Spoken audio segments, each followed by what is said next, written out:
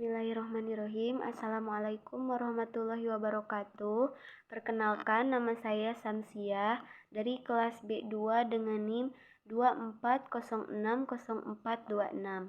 Yang pertama itu ada kasus pernikahan Farhan dan juga Aisyah yang ada beberapa tantangan. Nah, untuk yang pertama, perlu kita ketahui bahwa tujuan kita menikah itu untuk menyempurnakan sebagian agama kita. Untuk apa? Untuk membangun keluarga yang sakinah, mawadah, dan juga warohmah. Dan untuk apa? Untuk menjaga kehormatan dan juga menjaga keturunan kita. Nah, untuk keputusan Farhan sendiri, sebaiknya menurut saya Farhan dan juga Aisyah itu lebih berfokus untuk membangun hubungan dengan berlandaskan keimanan, bukan berfokus pada pesta pernikahan yang akan digelarnya. Nah, kita jawab dulu yang pertama. Yang pertama itu tentang pesta pernikahan dari orang tuanya. Nah, menurut saya Farhan itu bisa membicarakan dengan orang tuanya. Membicarakan apa? Membicarakan bahwa pentingnya menjalankan pernikahan secara sederhana. Nah, lalu menjelaskan apa? Menjelaskan bahwa keberkahan pernikahan itu bukan diukur dari besarnya pesta pernikahannya. Nah, untuk yang kedua, tentang kekhawatiran Aisyah akan pendidikannya setelah menikah. Nah, menurut saya Farhan dan juga Aisyah bisa mendiskusikan pembagian peran dalam rumah tangganya. Yang memungkinkan Aisyah itu untuk melanjutkan pendidikannya. Nah, karena apa? Karena dalam Islam menuntut ilmu itu adalah kewajiban dan suami istri itu harus saling mendukung untuk apa? Untuk mencapai suatu tujuan yang baik. Nah, untuk yang ketiga, yaitu tantangan dari temannya sendiri yang mengusulkan untuk menunda pernikahan Farhan. Nah, sebenarnya Farhan itu bisa saja mengabaikan usulan dari temannya tersebut. Karena apa? Karena jika Farhan sudah mampu untuk melaksanakan ibadah pernikahan tersebut atau sudah mampu menjalani tanggung jawab sebagai suami, untuk apa Farhan mendengarkan tekanan-tekanan dari luar atau tekanan-tekanan sosial. Nah, selanjutnya di sini saya ada beberapa pendapat bagaimana Farhan itu menjalankan pernikahan sesuai dengan nilai-nilai Islam. Nah, mungkin untuk segi spiritualnya, Farhan dan juga Aisyah itu bisa menjaga ibadah, misalkan sholat berjamaah bersama, berzikir bersama, membaca Al-Quran, dan lain sebagainya. Nah, mungkin dari segi sosialnya, Farhan dan juga Aisyah itu bisa menjalin hubungan baik dengan keluarga kedua belah pihak dan juga masyarakat. Seperti apa? Mengadakan kegiatan sosial yang bermanfaat untuk lingkungan. Contohnya itu saat bulan Ramadan, Aisyah dan juga Farhan itu misalnya membagikan takjil, terus membagikan sedikit rezeki untuk anak-anak yatim. Nah, mungkin untuk segi finansialnya Farhan dan juga Aisyah itu bisa hidup sederhana dan juga hemat.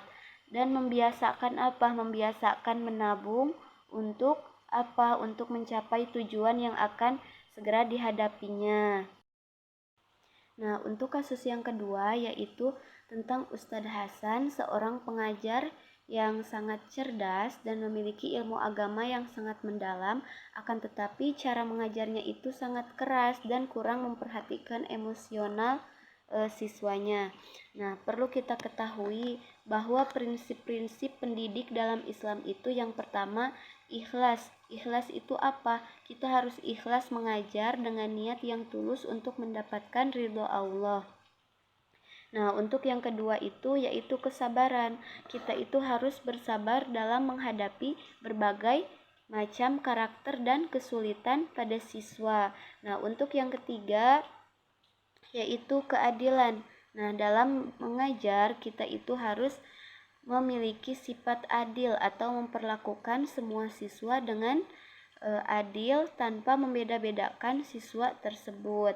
Nah, untuk yang keempat yaitu kasih sayang.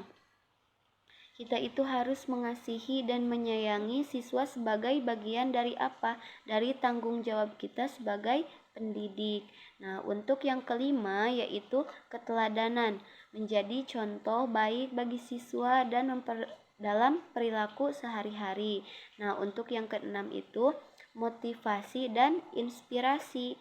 Memberikan motivasi dan inspirasi agar apa? Agar siswa semangat dalam belajar. 3 strategi yang dapat Ustadz Hasan lakukan untuk memperbaiki hubungan emosionalnya dengan siswa.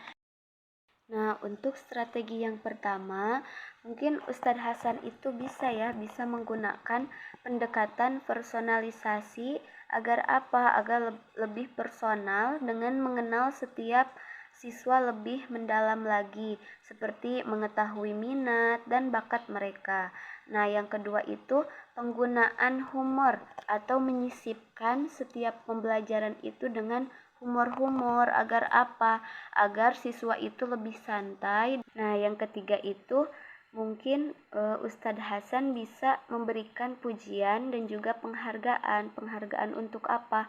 Untuk usaha yang telah dicapai mereka. Untuk apa? Untuk meningkatkan rasa percaya diri mereka. Beberapa metode pembelajaran yang sesuai untuk menciptakan suasana belajar yang kondusif, menyenangkan, dan islami di kelas. Yang pertama itu kegiatan atau metode pembelajaran diskusi kelompok. Nah, misalkan Ustadz Hasan itu mengadakan diskusi kelompok untuk apa? Untuk membahas topik-topik agama dan isu-isu yang ada di dalam Islam. Nah, yang kedua itu permainan edukatif. Permainan edukatif itu yang relevan dengan materi, membuat pembelajaran lebih menarik dan juga interaktif. Nah, yang ketiga itu kegiatan praktik. Nah, kegiatan praktik apa? Praktik seperti proyek sosial atau kegiatan amal yang apa? Yang mengajarkan nilai-nilai Islam secara langsung dan aplikatif. Nah, mungkin penjelasan dari saya harapkan dapat membantu Ustadz Hasan untuk memperbaiki pendekatan pengajarannya selanjutnya. Nah, untuk soal yang ketiga, yaitu menurut saya Islam rahmatul lil alamin itu adalah Islam yang kehadirannya di tengah kehidupan masyarakat yang mampu mewujudkan kedamaian dan kasih sayang bagi manusia dan alam semesta. Nah, ekonomi syariah itu lebih merujuk pada Al-Quran dan juga hadis. Karena apa?